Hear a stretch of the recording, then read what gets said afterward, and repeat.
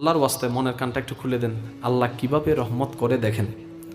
হযরত মূসা আলাইহিস সালামের একজন উম্মত একদিন মূসা নবীকে এসে বললেন, ইয়া নবী আল্লাহ, আপনি তো আল্লাহর সাথে কথা বলেন, আল্লাহর কাছে আমার একটা আবদার, একটা দরখাস্ত একটু জানাবেন।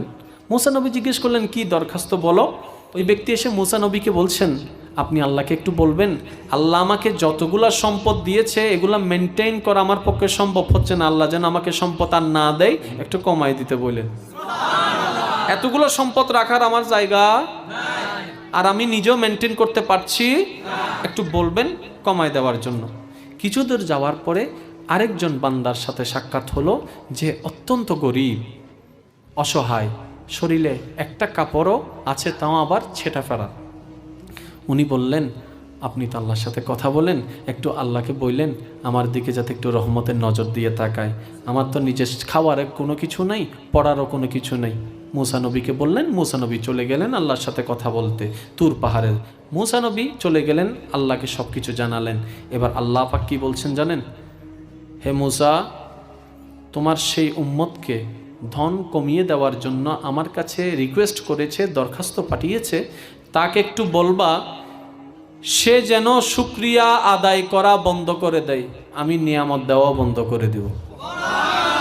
ওই গরিবের পক্ষে যখন মূসা নবী বললেন, আল্লাহ পাক বললেন, মূসা তাকে গিয়ে বলিও সে যেন আজকে থেকে আমার শুকরিয়া আদায় করা শুরু করে। সে শুকরিয়া আদায় করা শুরু করবে, আমি নিয়ামত দেওয়া শুরু করে দেব। কারণ রব্বে করিমের ফরমান কি, লা ইন শাকারতুম লা আযীদান্নাকুম, যদি শুকরিয়া করো বাড়াই দিব। আল্লাহ ওয়াদা খেলাফকারী নয়, আল্লাহ ওয়াদা খেলাফকারী নয়, আমরাই উল্টা নিতে জানছি না। এখন মূসা নবী এসে বললেন যে আল্লাহ পাক তোমাকে বলেছেন তুমি শুকরিয়া আদায় করা বন্ধ করে দাও, আল্লাহ শুকরিয়া আদায় করা বন্ধ করে দাও, তোমার নেয়ামত কমে যাবে। এখন সেই ব্যক্তি উত্তরটা কি দিচ্ছেন একটু মনের কান দিয়ে শ্রবণ করার চেষ্টা করুন।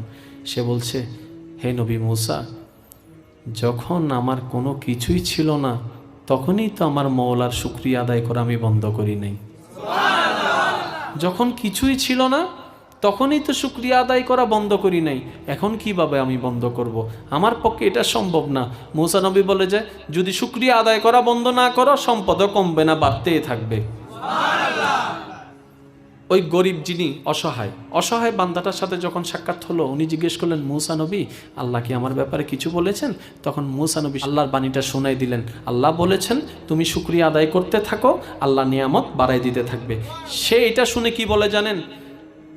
হে নবী মূসা, আমি কিসে শুকরিয়া আদায় করতাম? আল্লাহ আমারে দিছে কি?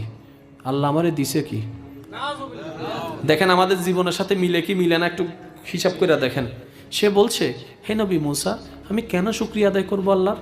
আল্লাহ আমারে দিছে কি? নাই বলতে কোনো কিছুই নাই, তো শুকরিয়া আদায় করব আমি কিসের করব?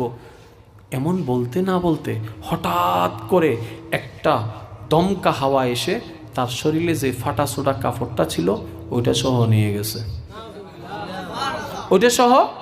গেছে। এখন মূসা নবী বললেন, নাইয়ের হিসাবের দিকে মনোযোগ দিয়েছ, আছে কি সেটার হিসাবের দিকে মনোযোগ দাও। অন্ধ মানুষ তুমি রাস্তায় দেখেছ, আল্লাহ তোমাকে দেখার জন্য দুইটা চোখ দিয়েছে। হাত কাটা মানুষ তুমি দেখেছ, আল্লাহ তোমাকে ধরার জন্য দুইটা নিয়ামতময় হাত দিয়েছেন, চলার জন্য দুইটা পা দিয়েছেন। একটা চোখ যদি কারো নষ্ট হয়ে যায় 10 লাখ টাকা দিলেও হয়তো সেই চোখটা পাওয়া যাবে। যদিও পাওয়া যায়, ডাক্তাররা বলবে অপারেশন সাকসেস হতেও পারে নাও হতে পারে। তাহলে একটা চোখের দাম যদি আনুমানিক বোঝার জন্য বলি 10 লাখ টাকা, তার মানে আপনার চোখে আল্লাহ 20 লাখ টাকা ফ্রি দান করে দিয়েছেন। আপনার একটা কিডনির দাম লক্ষ টাকা। আল্লাহ পাক প্রত্যেকটি মানুষকে জন্মলগ্ন থেকে কোটিপতি বানাই পাঠিয়েছেন। আমরা আগে থেকে কোটিপতি, নিজেদেরকে গরিব মনে হয় কেন জানেন? আমাদের মনটা গরিব হয়ে গেছে। আমাদের